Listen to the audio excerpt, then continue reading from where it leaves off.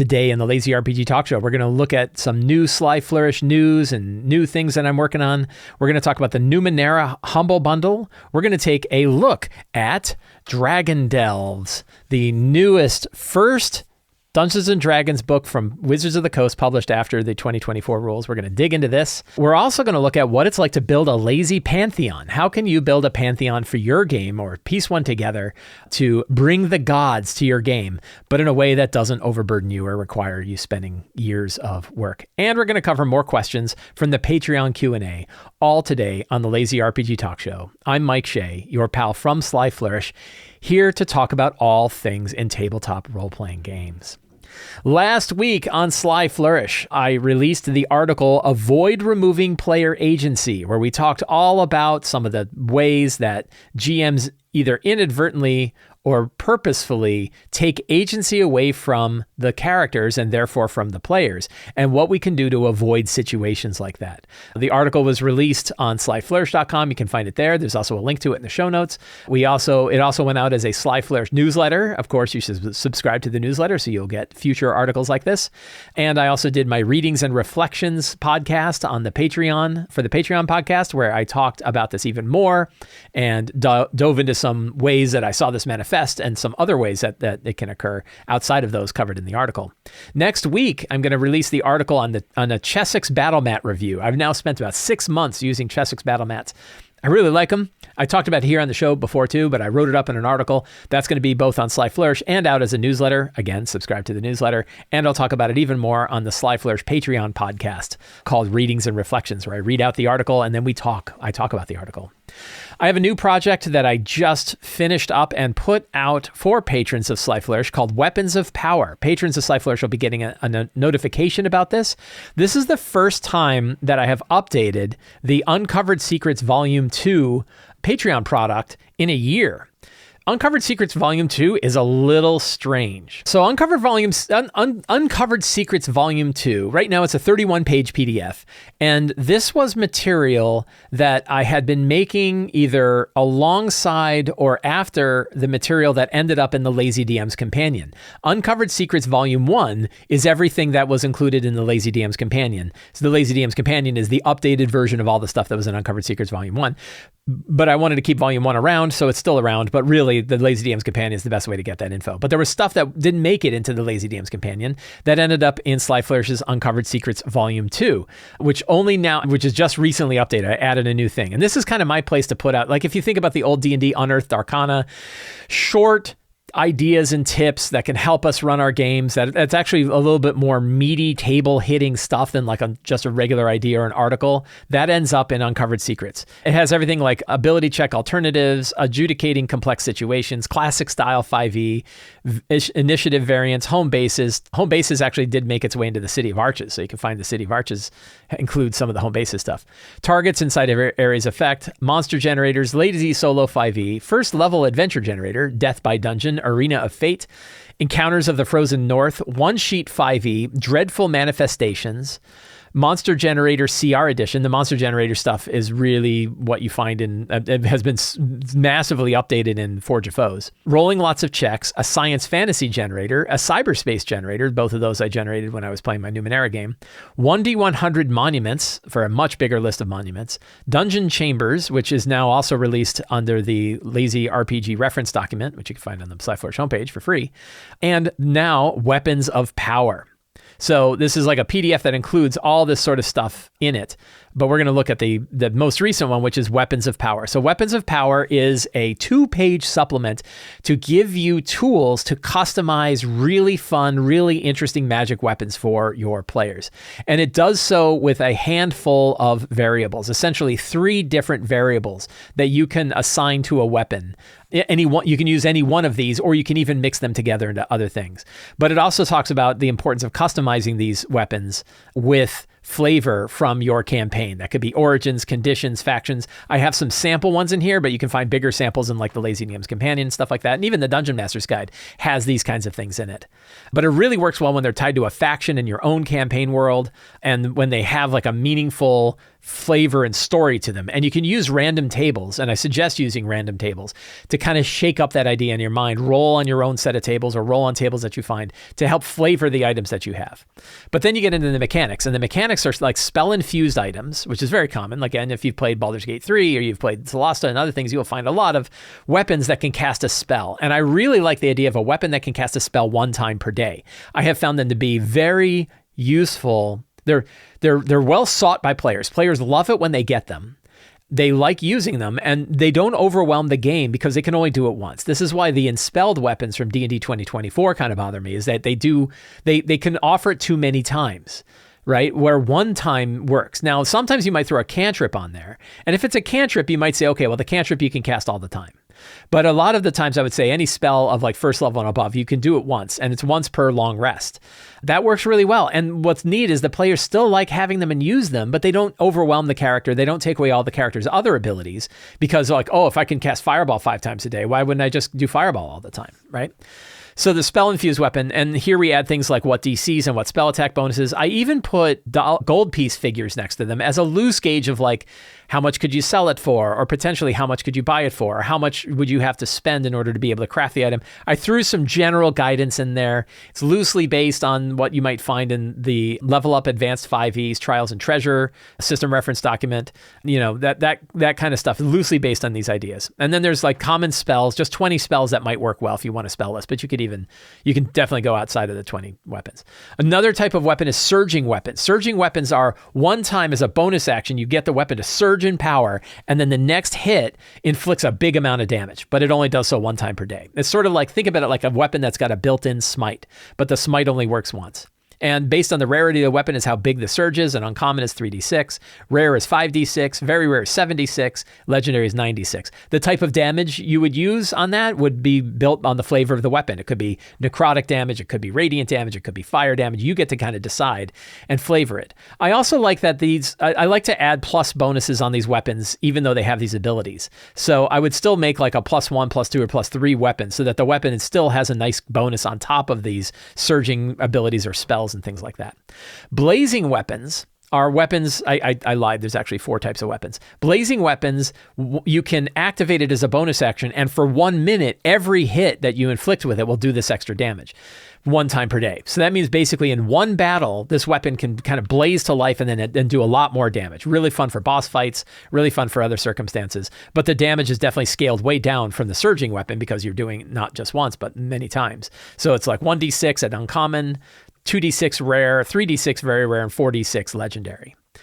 And then there's empowered weapons. And empowered weapons they always do extra damage. These are, and you want to be careful with these because they can definitely, in the wrong hands or the right hands, can do a lot of extra damage, which means I don't even do them at uncommon level. I only do them at rare, very rare, and legendary, and the damage is much more muted. 1d6 extra damage at rare, 2d6 extra damage at very rare, and 3d6 at legendary. And again, you can put magical bonuses for like a +2 for rare and a +3 for rare or legendary, or for very rare or legendary items.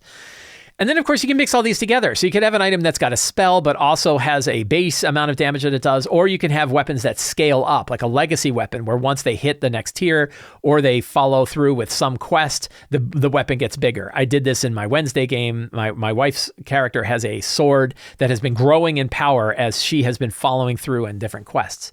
And then there's a little section on making these weapons intelligent and what the source of the intelligent weapon is. One thing I describe in here is I don't think it's really cool to have like an evil weapon that is always trying to thwart the party. It's much more interesting when you have a sinister weapon who has its own agenda that the players know about, and they still want to work with the weapon anyway. I have these in almost every campaign I run. I get made fun of for how many times they have like, oh great, another weapon that's got its own thing that we have to deal with, but we still want it because it's still really good. So this is the Weapons of Power supplement. It is available to patrons of Sly Flourish. You can download it right now under Uncovered Secrets Volume 2, but you will get an announcement about it on Wednesday as well. For patrons, thank you for your support, and you will see that message coming out soon. So that's for patrons of Sly Flourish. I am working on a new project called the Dread Necropolis. If you're familiar with City of Arches, so City of Arches, my city sourcebook for high fantasy RPGs, includes some adventure frameworks.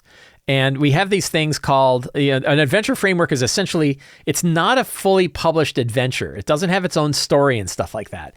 you kind of bring your own story to this, but it fills out a location and inhabitants and secrets and other information about a location to help give you a good solid framework to build your own adventure. I have 2 of them in City of Arches, The Secrets of Summervine Villa, which is a whole villa with a map, keyed map and everything like that, with, kind of interesting, sinister things going on at the villa, NPCs that are involved there, locations that are involved there, all kinds of stuff that you can find in this, with the intention of being able to use this in your adventure. And actually in this one, it can become a home base. It's become a home base for my own characters.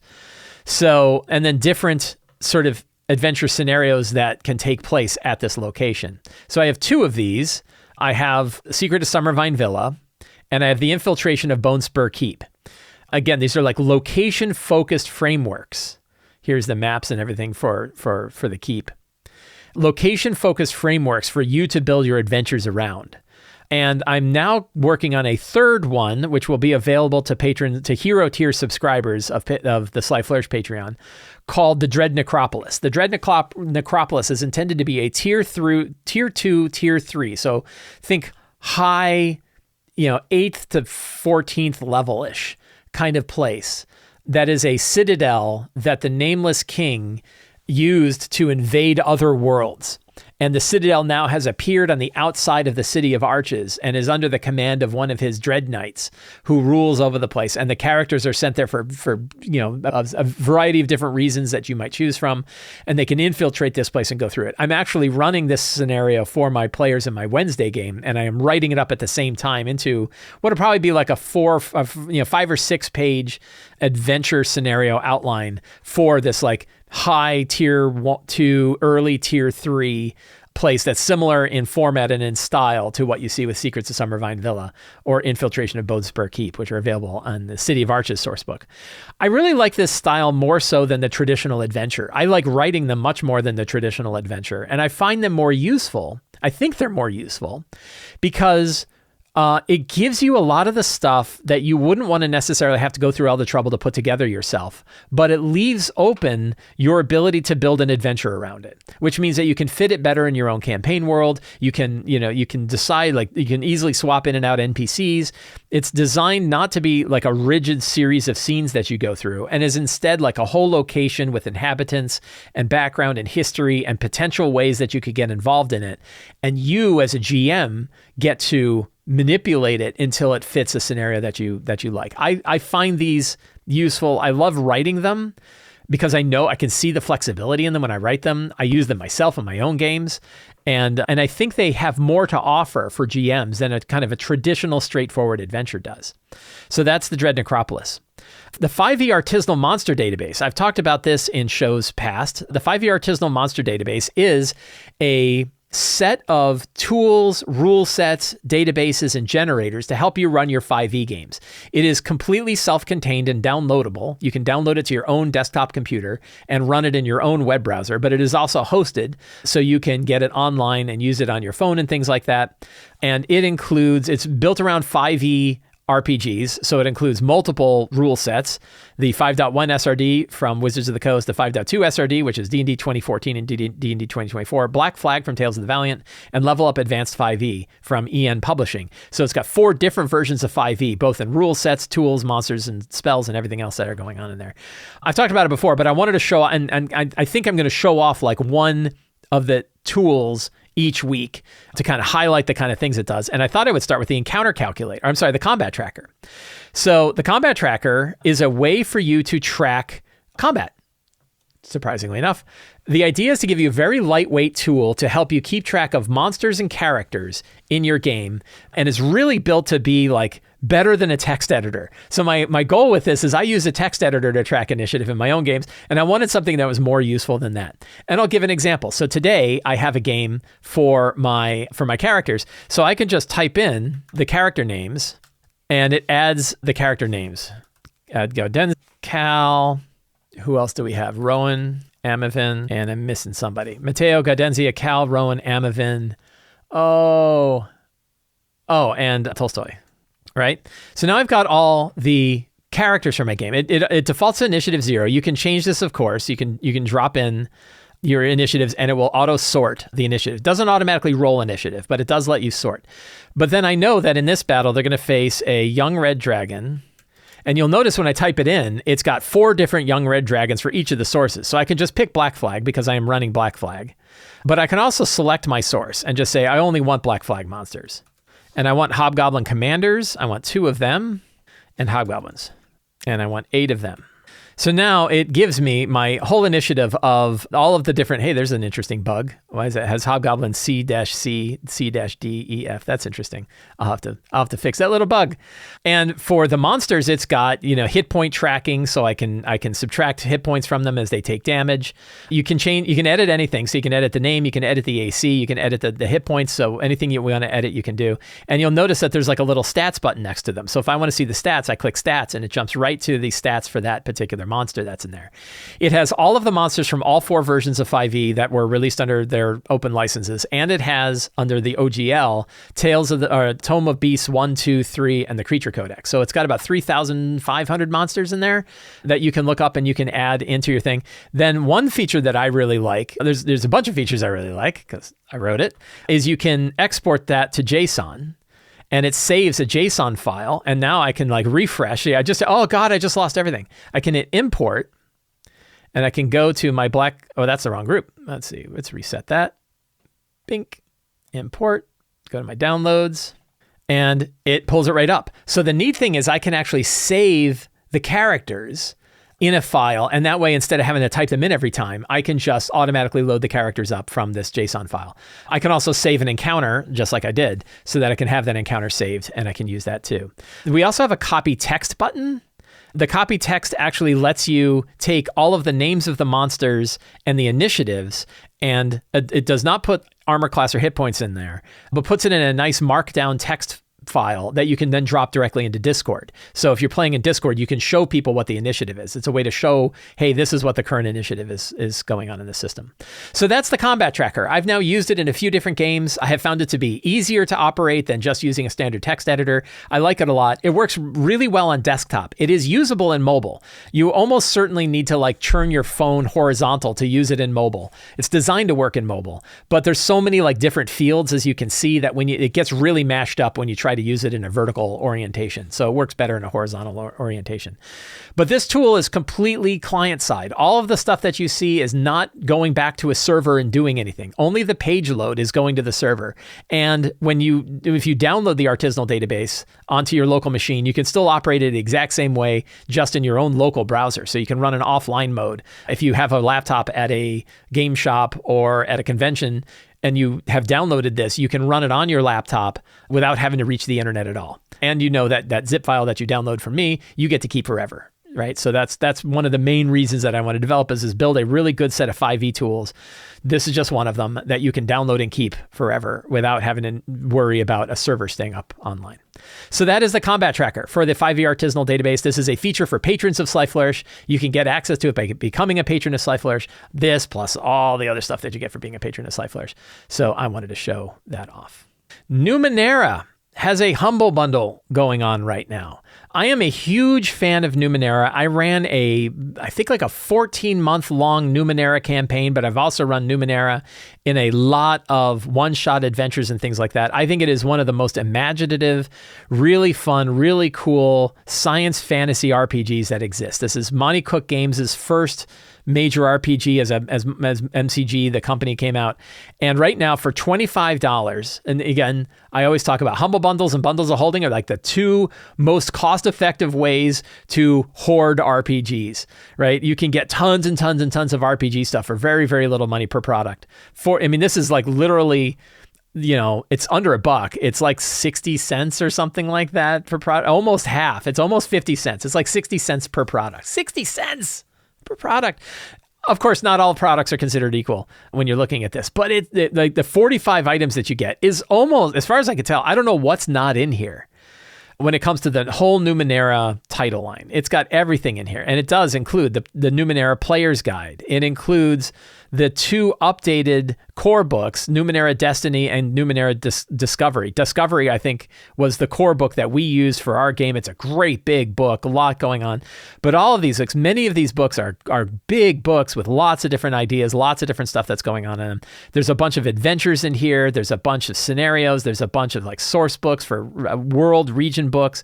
Beautiful artwork, really great design, fantastic writing and editing.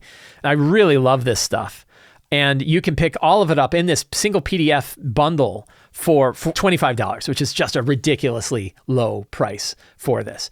I loved Numenera. From a GM standpoint, Numenera, I think, might be my favorite RPG from a GM standpoint. I just love how it operates for game masters. I will say, in our experience and having talked to my players about it after we ran a long campaign, it didn't gel with players as much as I hoped it would. And some of it has to do with kind of the kooky, crazy math on the player side. I have players who never really understood how that math was supposed to work out. Even after a year of playing, they really didn't quite grasp how the whole idea of edge and effort and how much effort you spend in order to lower your score, but you get edge, so that reduces it, except the first time it's a little different than that. There was a lot of like little tweaky stuff on the player side that they felt really didn't offer a higher value. And they felt like the math started to break down when you were facing really significant challenges when your characters were at higher tiers. They really felt like, look, I either have to spend a ton of points to reduce the possibility of this alien entity doing all this damage to me, or I could just take it and not reduce it, right? And so they always felt like whatever choice I make, I'm kind of screwed, was some of the criticism that they had. None of them said they wouldn't play it again. They were all like, yeah, they would absolutely play it again. And they thought it really worked better for like lower level one-shots or small campaigns than it did growing all the way to like the tier 6, which is sort of like the 20th level version, which is kind of what we did. I think we went all the way to tier 6. That aside, I love the writing. And if you're just like a collector of RPG stuff, it's really, really cool stuff. Like I've got a whole shelf of Numenera stuff up there. I've got the physical versions of many of these books, and I do not want to give them away. Like I love them, and I really feel like it's a good thing. So this Humble Bundle, fantastic deal for the Numenera collection, $25 for 45 different products, including all the major core books for the Numenera role-playing game. Dragon Delves. So let's see, a couple of disclaimers. One is I did not receive a review copy. So this, I bought a copy. My wife actually bought the copy of Dragon Delves. You can see its shiny cover. Look, it's got the cool shiny Art Deco cover. We bought it with our own money. So this is not a review copy. However, because I wrote for D&D Beyond long ago, I am considered a D&D insider, and therefore I have access to the D&D Beyond version for free. Another disclaimer. So I am getting out of, there's under very rare circumstances, am I going to do any kind of commentary on a product that I just don't like. That doesn't mean if I haven't reviewed something that I don't like it, because there's way more products that I can review. So it's far more likely I just don't have the time to review a product than that I don't like a product. But also, if I do run into a product that's like a big popular product and like you would think I would review it, if I don't dig it, I'm not going to really talk about it. Which means the only reason I'm talking about Dungeon Delves today is because I think it's a good product. I really like it. I picked it up and I really like it. And I wanted to talk a bit about it on today's show. But when I'm trying to like, this is like, deep pontification, pardon the deep pontification here. When we think about products coming out for D&D from Wizards of the Coast, they are often held into like a different category of product. And I'm trying to get away from that. I'm trying to say, look, there are lots of products coming out from lots of publishers. For example, I also got Labyrinth from Kobold Press, showed up the same day. So I have Labyrinth from Kobold Press, which is their source book for Polanier adventures, and I got this. I'm talking about this today, and I'm going to talk about Labyrinth next week. But to me, they are similar products. They cost about the same amount of money. Labyrinth is actually quite a bit bigger. The focus of what they're talking about is different, but they're both products from very good publishers that are built for 5th edition RPGs. And I dig them both. So I'm going to talk about them both. So that's a long way of saying, like, you shouldn't expect that I'm going to review every product that Wizards of the Coast ever puts out. I did not do a spotlight, for example, on Vecna Eve of Ruin. I have commented on Vecna Eve of Ruin. I did not do a spotlight on Shattered Obelisk either. So there have been a lot of WotC products that have come out that I have not bothered to do a spotlight on. I want to do the spotlights on the ones that I think are really noteworthy, that I like, and that I want to like highlight stuff from because I think that they're interesting and important. So Dragon Delves is one of these books. I think it is a very good book, and I wanted to talk about it. So it is a book of 10 dragon-focused adventures that are set in dungeons. So it is your book of dragons in dungeons, or dungeons with dragons, if you want to say. And there's a lot of things that I really like about this book. But one of the things I dig is like the adventures are all pretty straightforward adventures. I get kind of, different people feel different ways about it. And something that I have seen over the many years of RPG publishing is that traditional straightforward adventures are kind of, they're kind of considered boring, and the wacky adventures are the ones that people like want to write and publishers publish, and then they come out and people kind of talk about them. And some people really like their kind of crazy wacky adventures, but I like straightforward D&D adventures. And so this one, many of them, they all have kind of interesting storylines. They're not super basic, but even like the ones that I would consider pretty basic, like the Will of Orcus, I really dig because I just like straightforward adventures where you're going in and stopping an evil cult from doing evil cult stuff inside of an old ruin, right? Like that to me is like a fun angle. I love to have detailed stories based on this and things that are going on there, but I also just like to have straightforward adventures. And from this is a spotlight, not a review. A review would require that I certainly read them all the way through, which I have not because I got this book yesterday. I think I got the book yesterday. And I haven't run any of them. So to me, like I can't really give a solid review of a product till I've run them. And I haven't run these. So this is just more like highlighting things that I think are interesting in this book. I guess I'll go right up front, like, should you buy it? And I'll be honest, I almost didn't buy it. And it wasn't because it wasn't a cool book, or I read about it and heard about it and thought it might be pretty cool. It was because I've already got tons of books of short adventures these days. Wizards of the Coast alone they got almost a half a dozen books of short adventures. And two of the ones that they have put out just recently, I haven't run any of the adventures from because they haven't fit into my time for running adventures. That would be Journey to the Radiant Citadel, which I've heard I like very much. Yeah, I did another spotlight on that and liked it a whole bunch. But also Candlekeep Mysteries, I didn't really run any of those either. I think I've played in a couple Candlekeep Mysteries games. So that means that, and those are just two, and there's many others. Tales from the Yawning Portal and Ghost of Saltmarsh I did run all the way through. So I don't feel like I'm lacking for short adventures. And I was like, well, if I'm not lacking for short adventures, and if I really don't see myself running this, why would I buy it? But I'll tell you the one thing that got me to buy it. And I was like, oh, that's really interesting. But then people are like, ooh, did you see the inside, spread? And I'm like, oh, that looks cool. Like this is, the end pages. I'm like, oh, okay. All right. And I texted Michelle and I said, Michelle, on your way back from the animal shelter, can you drop by our local game shop and pick up Dragon Delves for us? And you get to pick whichever cover you think is cooler. I didn't tell her to get the special edition cover. I said, get whatever cover is cooler. She went and looked at him and said she liked this cover the best, and she picked up the special edition cover. I'm kind of two minds. I like both covers, so I was not into it. I didn't mind whichever cover we were going to get. So we ended up buying it anyway. Because it looks cool. And actually there's one reason why I think owning the physical version of it is worth it, even if you're not sure you're going to run the adventures in it. And that's because it is a pretty nice collector's book too. The artwork is really good. The art in the physical book is way nicer than like the images you see on D&D Beyond, right? Like the artwork is just like the art plus layout is really, really nice. And because they have sort of these like 4-page spreads in between each of the adventures that talks about the history of a particular dragon and the art style for those dragons from the past 50 years, it makes it sort of a collector's book too. I was actually, when I initially heard that they were going to do that, I was like, oh wow, they're going to have whatever it is, some number of pages in here taken up with just art, previously generated art. They could have packed 2 more adventures in here.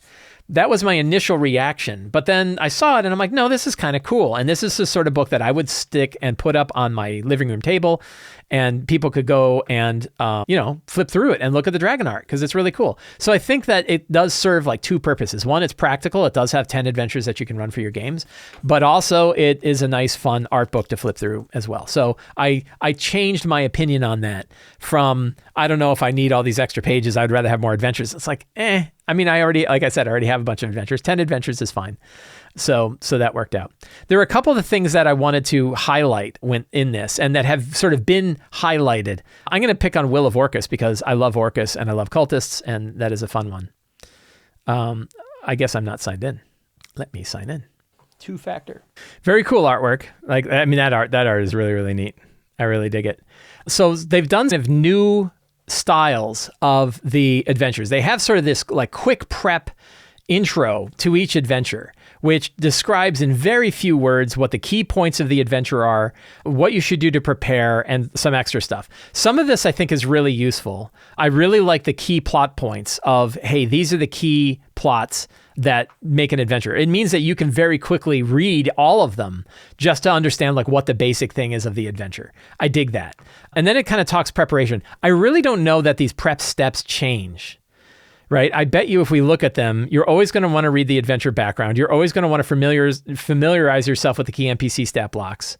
You're always going to want to, so it says like make a copy of the temple handout. So that is a little different, right? The idea that you're going to give a handout to them, I think is different. And then you're going to want to bookmark all the monsters. I don't really know that you need a bookmark. Like who's going to sit there ahead of time and stick little tabs in the whatever the number of monsters this is, 1, 2, 3, 4, 5, 6, 7, 8, 16 different monsters for this one. You're going to put 16 tabs in your book? No, you're not. Just look up the book. It's in alphabetical order, right? You could just, crawling claws, go to crawling claws, right? You're all set. And then it has like a key NPC section. I definitely like this.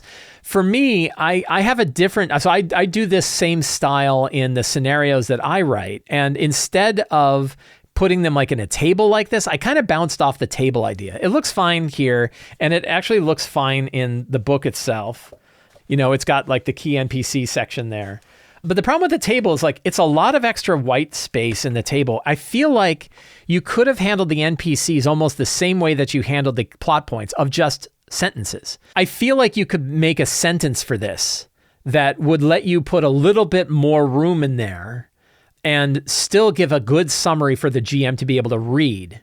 Because this doesn't really tell me much about them. It tells me where they are located. It tells me what their stat block is and alignment and I guess size. I don't know why I need size, but whatever, it's there. And the role that they have, which is in some cases 2 to 4 words. I could have used like a sentence, I think. So I like the breakout, right? I like the idea that you have sort of key NPCs, I think is a good breakout. I don't know that I'm crazy about the table format. I know I'm not crazy about the table format. I know that I would rather have a list of the NPCs with their name and then a sentence that describes them. And it could say like a fanatically devout dragonborn cultist fanatic, and then something about them. And then they'll be found in area T1. They operate out of area T1. I think like a sentence would do it. And it's still very summarizable. But, that's kind of like just my opinion, man. Like you can choose it. So I think it's a neat style. I think like, there's a bit of attention being applied to this style that makes it seem like other people haven't done this for a long time. And the truth is people have done this for a long time. I was looking at the adventures that Kobold Press put out in Labyrinth, and they have a similar format to it. I have a similar format in the adventures that I write. I have sort of a different breakout that I have, but lots of people have been taking lots of different looks at how to format adventures to make them table usable. I'd say some of the best sort of engineering in that regard, if you're going to call it engineering, some of the best trends you will find in old school style products that are coming up for old school essentials. Of course, Kelsey Dione and her style of Adventures in Arcane Library have really jumped on this, like, how do you make adventures table usable and skimmable so that you can drop them in? So the idea that Wizards decided to put this in there, that's great. And I applaud them experimenting with it. I don't think we should pretend that like, oh my God, this is a new revolutionary thing. Look at what Wizards is doing, because the truth is lots of people have been doing this for a long time. I'm just saying, like, it's good that they did it here. It is not unique in the world of adventures. It's another area where it seems like Wizards of the Coast is catching up to what other people have been doing to make adventures more than just giant walls of text and giant read aloud text. The rest of the adventures feel very much like the typical adventure format that you would find being published by Wizards of the Coast. Here's this like giant read aloud text, right? Which is fine. Like they've decided like that's the style of adventure and the audience that they're going to go for. But you'll find a lot of other groups now are like massively reducing the amount of flavor text. I was heavy on flavor text in some books, and now I've gotten to the point where I don't know that I even put flavor text in there. I've kind of changed my mind on a lot of this. Still very useful information. Beautiful maps. One thing you'll notice about the adventures in Dragon Delve is that this art and the map style changes from adventure to adventure. There's a lot of maps from Mike Schley. There's some maps from Dyson Logos. There's some maps from Jared Blando, which are all very different styled maps, and then maps from other new cartographers as well. Some people, it means that it could feel disjointed from adventure to adventure. I don't mind. I actually think that having a different style for different adventures is really cool. There's some silly adventures in here that have a silly style to their maps and a silly style to their art that I think work really well. But yeah, I think one thing that people have paid a lot of attention to, which is worth paying attention to, is this idea of like the quick prep for an adventure. I think probably more could be done there. And again, I think there are lots of publishers that are getting into this quick prep style. I don't know that there's an ideal one for everybody, but I think that that's interesting. I talked about the Draconic History sections that throughout. Let's see, we can show off one of these. So, for example, they have like the history of silver dragons, right? And it shows all of the artwork for silver dragons over the ages, including some magic cards. I don't know if I would have put the magic cards in there. That makes it, I mean, I guess it's there, but maybe just put the art for the magic cards, the whole magic card in there. Feels like some cross promotion going on. Feels like Apple sending me an F1 thing to my wallet. So there's lots of art that shows the different styles and how it's grown over the time. And I think that's really cool. It's neat to see it in here. This is what makes this a fun physical book to pick up, is having the sort of way to look at it. That's really neat too. One other little thing that I wanted to kind of mention is the one-on-one adventures style. So the one-on-one adventures, they actually have a handful of them. I think there are about 3 adventures in here that are specifically noted as working well in a one-on-one. I think they call them solo, but they're not truly solo. Solo would mean that it's just you. One-on-one means it's you and a player, but they call them solo. I think that is mischaracterized. And early on in the book, they offer a feature for your solo character. Not quite like the idea of the Gestalt characters that they had in previous versions of D&D. But basically, you have this thing called the Blessing of the Lone Champion. The Blessing of the Lone Champion is a supernatural gift that you get. You get heroic inspiration. So essentially, you get inspiration whenever you finish a short or long rest, or whenever the DM rolls initiative, which means pretty much in every battle, plus almost in every scene, you're going to have one free reroll of a D20 roll, which is cool. You also have temporary hit points that are equal to 10 times your level. So that's a fair bit of extra temporary hit points. It basically makes you twice as powerful, or have essentially twice the number of hit points that you would normally have. I think even more, right? Because the average hit points of a character I calculate at 7 times level plus 3. This is actually higher than that. So you'll actually have a fair bit of hit points, but it doesn't address things like action economy and stuff like that. So that means that you could still be, and I haven't read the adventures where they have them, so I'm assuming that the number of monsters that you face if you're in combat in these adventures is not going to be expecting 4 characters and you only have 1. I still like the sidekick idea when it comes to one-on-one games. I still feel like another alternative is that basically the player gets 2 characters, the GM role plays one of those characters as a sidekick. And that way the player still has a main character, but they have 2 characters. It spreads the action economy, makes the game a little less dangerous, lets the player have a lot of fun kind of working 2 characters together. And I think that can really work too. You could certainly do that with this, right? But they just don't mention it in here. So that is neat. The last thing I wanted to talk about was sort of the idea of joining all the adventures together in the intro section of the book. See, that piece of art is really cool. Really, really good art. So in the section, it has sort of 3 different options for running all of these adventures as sort of a campaign.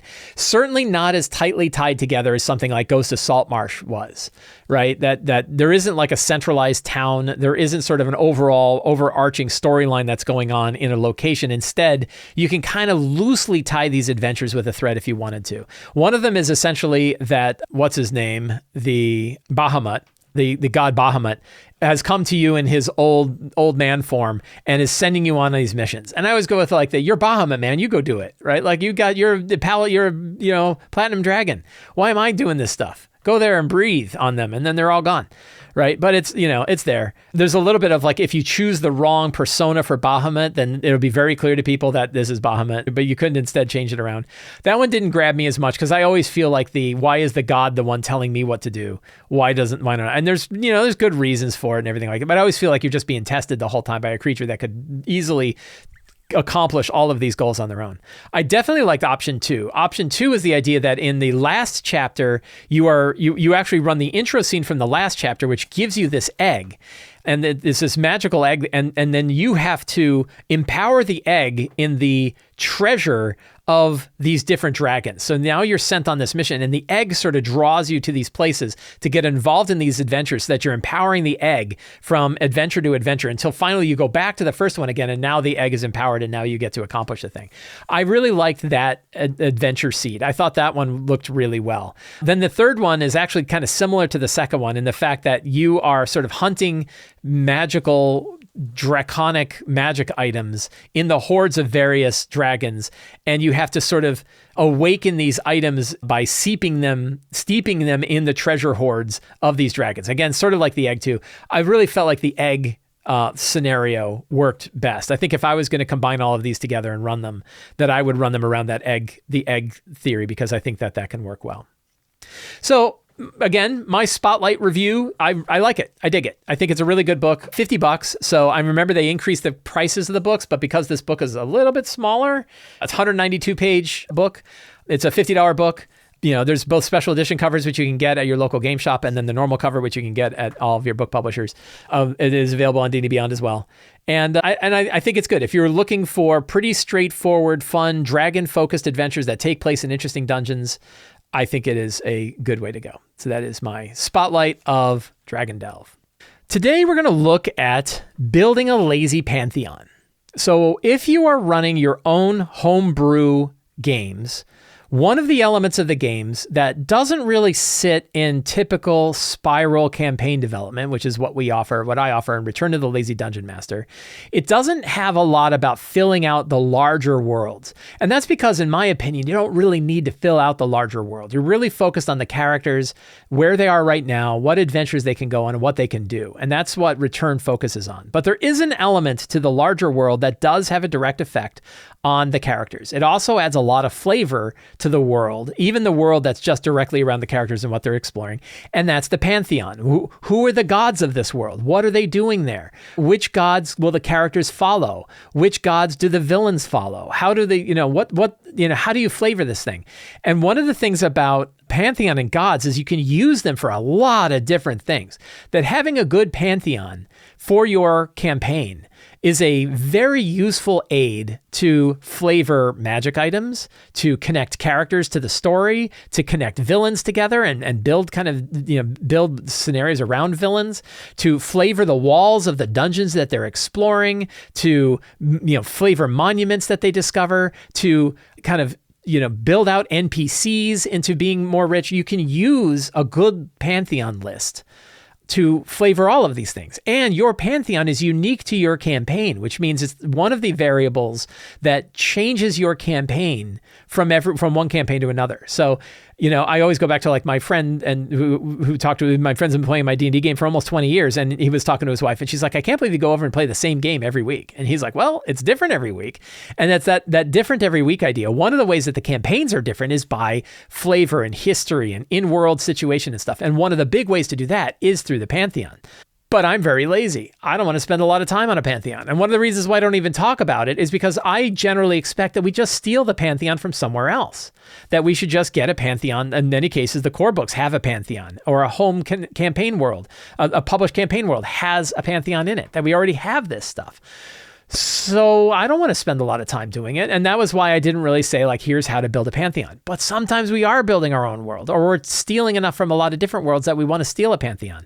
So what can we do this? How can we do this? So I would say the first thing that we should do is like, go find example Pantheons that already exist, right? And one interesting thing is I generally expect the core books to do this for us. But like the D&D 2024 core books actually do a pretty terrible job at this. That the player's handbook for D&D 2024 doesn't even describe pantheons at all. The D&D 2014 book did. The 2014 book is actually, in my opinion, superior on this because it included a whole section on the gods of both published campaign settings in D&D and also general pantheons that you could sort of use as a model from the real world. The real world models actually do exist inside the 5.1 system reference document that you can get available for free online. And it doesn't have the gods from the published campaign worlds, but it does have gods from real worlds that you can sort of use as a model. So that works. So, a lot of it is like when you want to build a Pantheon for your game, one of the first things you can do is just go look at an existing Pantheon for an existing world and use that as an idea. Now, the D&D 2024 Dungeon Master's Guide has a Pantheon in it that's kind of buried away in the Greyhawk section. So you can go in the Greyhawk section and kind of look at the different gods that they have for Greyhawk there. That I think that was kind of their reasoning for not having to include it anywhere else. But I still feel like that list of gods that they had in the 2014, I miss that's there. And I think it's too late now.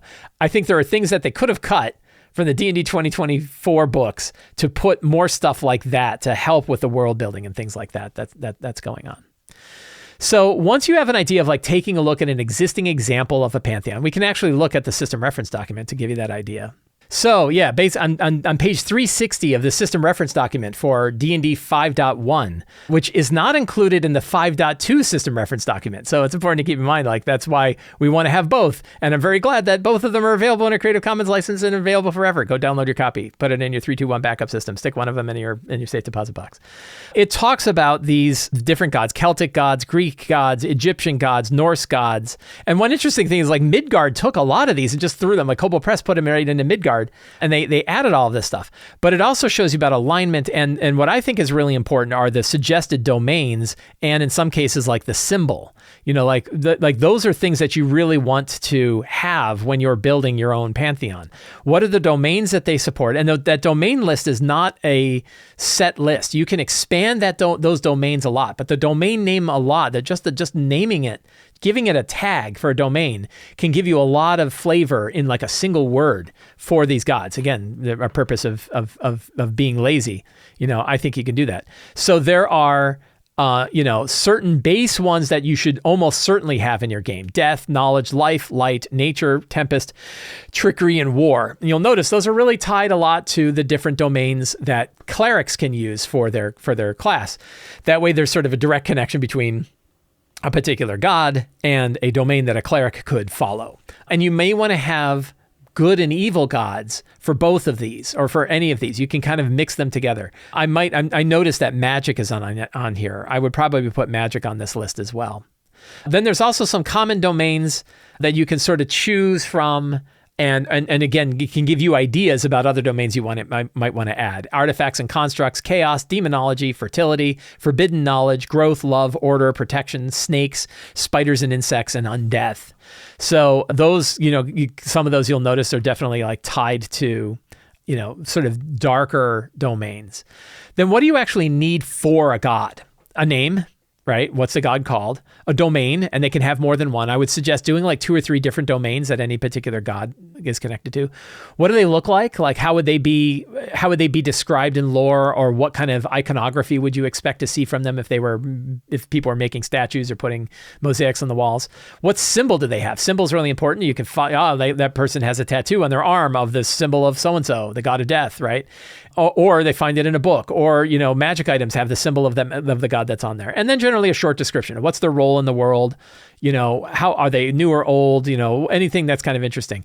The main point is you don't need to go crazy with these things. You don't need to have like a page for every god. It should be, in my opinion, like, again, if you're building a lazy Pantheon, that it should be like a sentence or two. You really don't need to have much.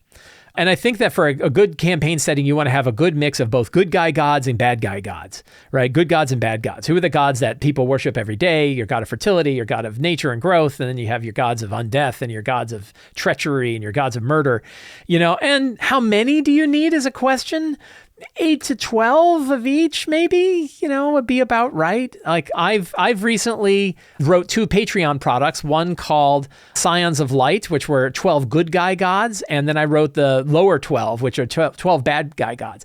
I feel like those, that's 24 gods total. And I feel like that gives me a good pantheon. And that's actually, there's a little bit more of them in the City of Arches, but that gives me a good pantheon of different gods that you should have.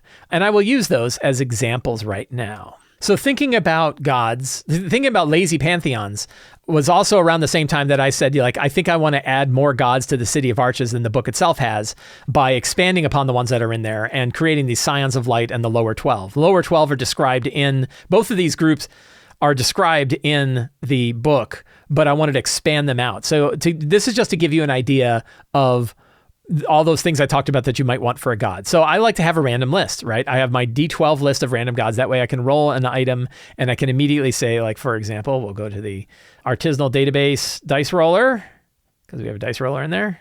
Dice, boop.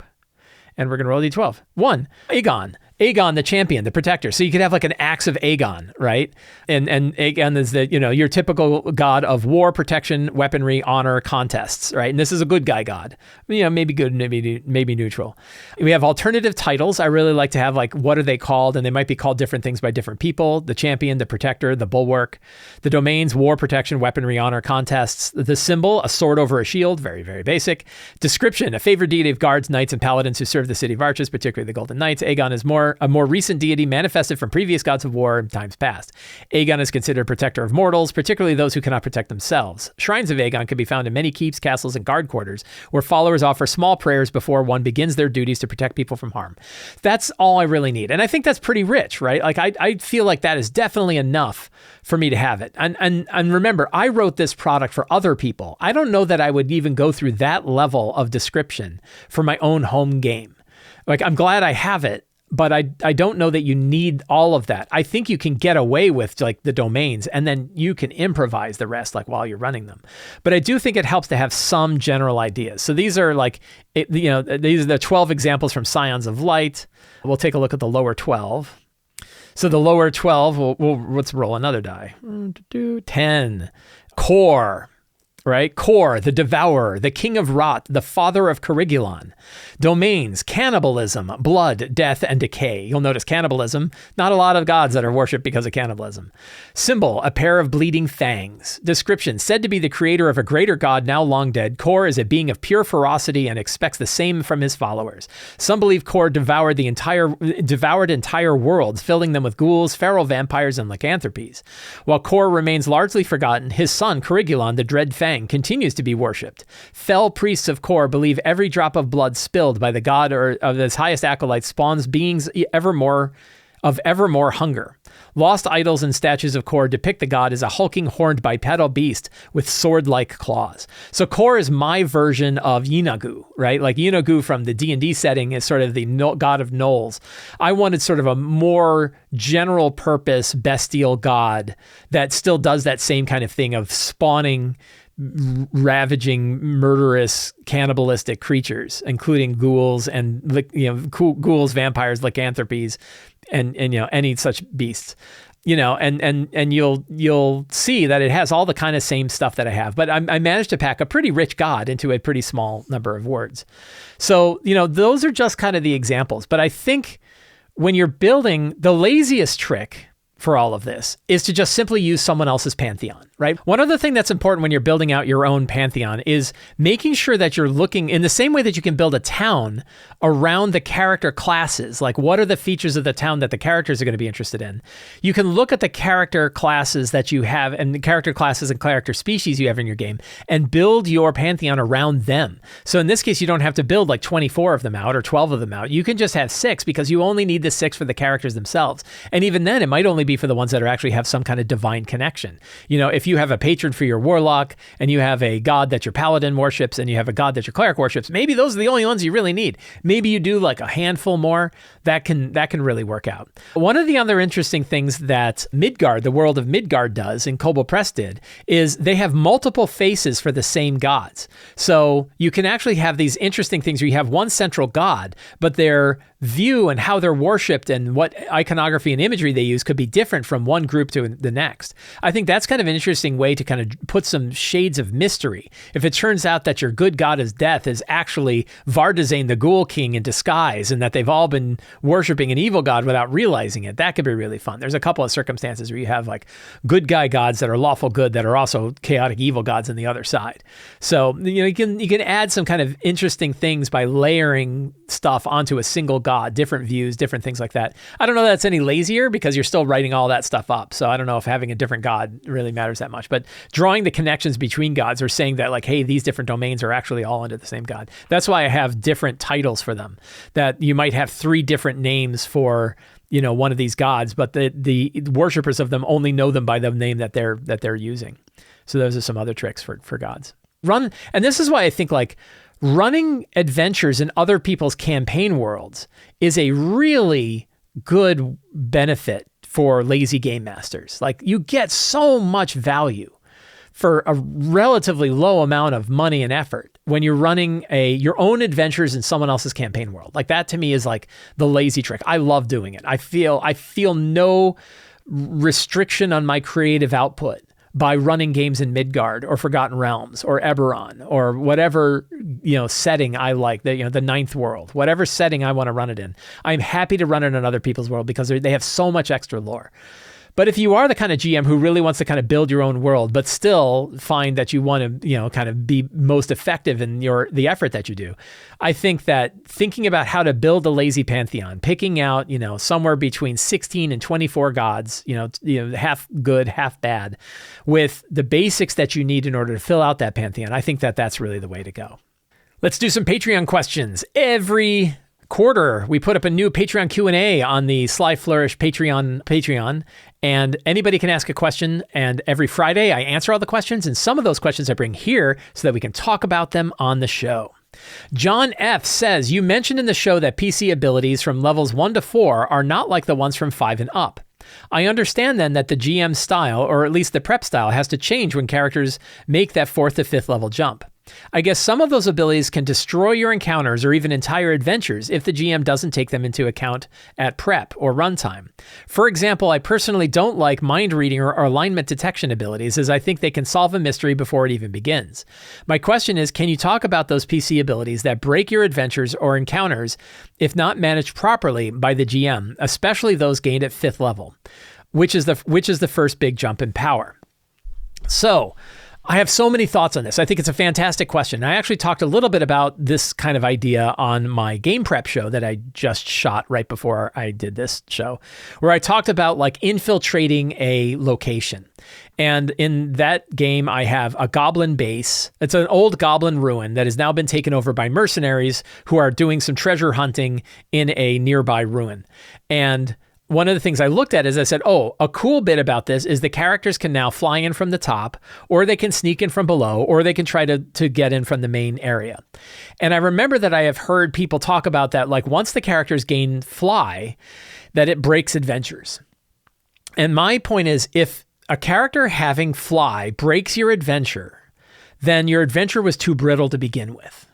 So I'm not trying to be mean, but when I feel like if you talk about how your adventure can be broken, I would argue that you might want to rethink how you're structuring your adventures, because I think you can get to a place where adventures cannot be broken because you don't know what they're going to do. And they're bringing all their tools, and you want to know the adventure can still go forward with whatever they do. Now, there are still some kind of abilities that I think can take GMs by surprise, and I have certainly been surprised by some of these abilities. Fly is an example. Invisibility is another one. Arcane Eye is actually a really tricky one for me. Arcane Eye, where a character can create an invisible eye that goes and examines like an entire dungeon, can cause problems not so much because it breaks the adventure, but because it changes the entire pacing of the game. You now are describing situations and scenes and locations to one player while everyone else is there checking their nails or hanging out on their phone or playing Marvel Snap or whatever the hell they're doing. And so sometimes those can be tricky, like ones that really change like the pacing of the game or the spotlight time. Those are ones I'm more worried about than ones where like, they managed to find something out. You mentioned specifically like alignment and mind reading. So the idea of like detect thoughts or zone of truth and things like that. Well, so, will they break mysteries? If your mystery can be broken by zone of truth, it was a pretty brittle mystery to begin with. And I think about like Stephen King. So I'm reading a Stephen King book now called Never Flinch. And Stephen King has been going off on sort of like a crime novel series. He's got a whole bunch of these now, right? And so they have little supernatural bits every so often, but mostly they're just crime novels. But one of the funny things about his books, they're not mysteries at all because he describes the bad guys, right? And it's all, his whole arc is good guys figuring out what bad guys are already up to. But you already know what's going on. And I think there's some flexibility in it when it's not a matter of like figuring out who somebody is or what the mystery is, because you already know who the bad guy is. So I think that when you think about doing an adventure, first of all, I think calling it a mystery is probably a mistake. Saying I'm running a mystery adventure, right, is a problem because what happens when they figure it out? Instead, you're just running an adventure. It may have mysterious components to it, but it may not. And if the adventure can roll forward either way, that to me is what's really interesting. And you get there by separating out the different elements of prep. Things like moving your secrets so that you can have your secrets anywhere that you need them. Things like moving the MacGuffin. Oh, I can, the thing that they're actually trying to acquire, I can either make it closer or I can push it further away, because that way the adventure won't be ending 25 minutes after we started versus something else. So, there's lots of them. Specifically for like the mind reading and the alignment detection and the detect thought stuff is don't ever put an NPC in front of your characters who has a secret you don't want the characters to know. Like, I think that's a big one, right? Like you circumvent a lot of these problems as long as you never put an NPC in front of the characters who knows something that you don't want the players to know. That's bad. And I think that is also removing agency from the characters in the game, right? I was just talking about Dungeon Delve or Dragon Delve, and I forgot to mention that there's an adventure in here that I do not like because they have the betrayal NPC. Hey, here's an NPC that puts you on the quest to go do this thing. They're actually a bad guy, right? And the question is, would you still run the adventure if would you as a player, as a character, still go on this adventure if you found out the thing you were going for is this? And this adventure, I'm pretty sure the answer is no, and it ruins the adventure. So then you have to say like, well, I can't let the adventurers know that this thing is true. But that sucks, right? Like, again, then you're shutting off their abilities to actually figure something out. So I think when you think about your adventure, particularly in the mystery sense, try not to ever put an NPC in front of the characters that knows something that the the character shouldn't know. Likewise, I think the idea of like you mentioned, like, what are some other ones? I mentioned Arcane Eye, I mentioned Fly, I mentioned Invisibility. Things like Banish, of course, we've talked about, like how that can circumvent a battle really quickly. Oh, it was intended to be challenging, but now they banished the main bad guy and the bad guy's gone, and now they all sit around waiting for him to show up, and they all get in a big circle, and then when he shows up, they beat him with paddles until he's dead, right? So there's other ones that'll break combat, which we've talked about before. So yeah, there's definitely tricks, and getting all the way back up to the top of your question on recognizing that the different tiers of play have different ways that the GM needs to address it because of the new capabilities that they bring, both in just pure combat power, but also in these sort of wider range of things that they can do. I think that is where you really want to like think bigger in the style of adventure that you're running to kind of give them the sort of challenges that make sense for their current position and power in the game. Really interesting question. I don't know that I've answered every facet of it. I think there's lots of other facets to have, but hopefully I gave you a little bit to think about with that.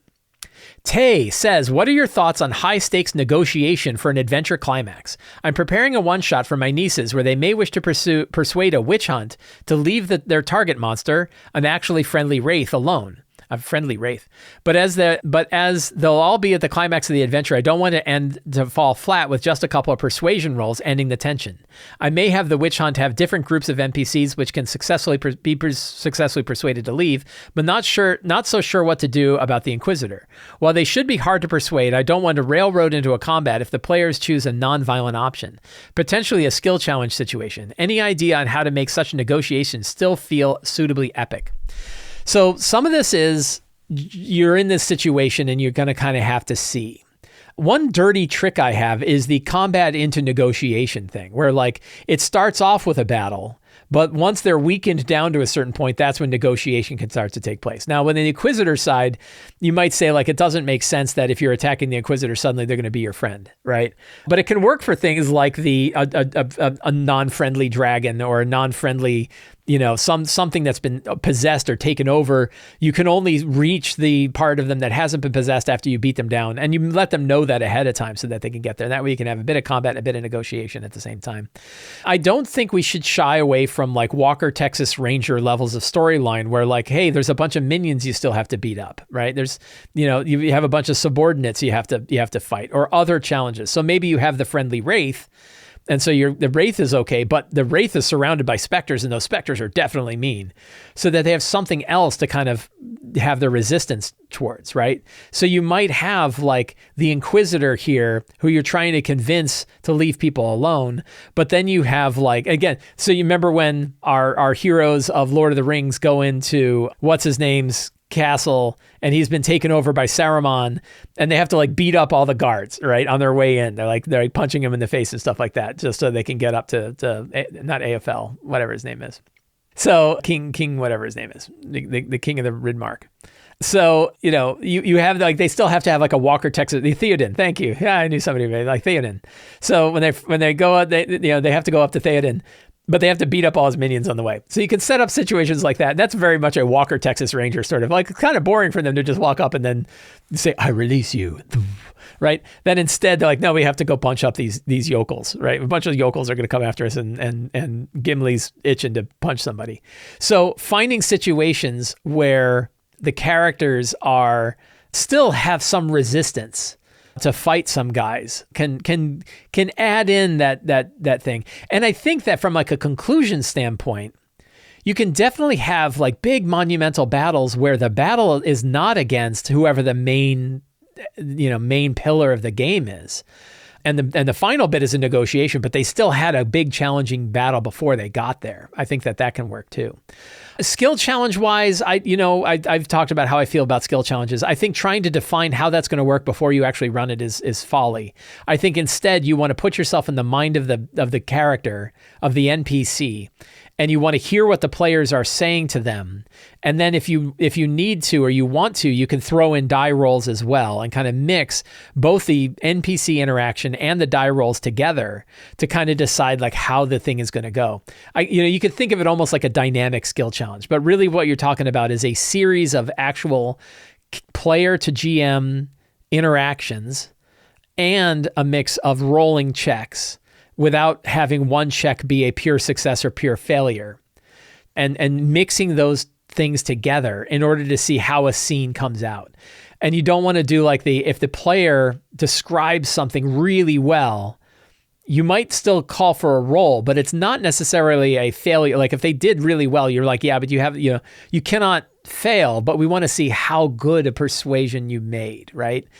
And in the same way, if they do kind of a lousy job, you might have them roll and like, well, they didn't really buy your thing, but they're still interested. And so that's a way of like mixing together. It's almost like the Daggerheart, roll with hope, roll with fear.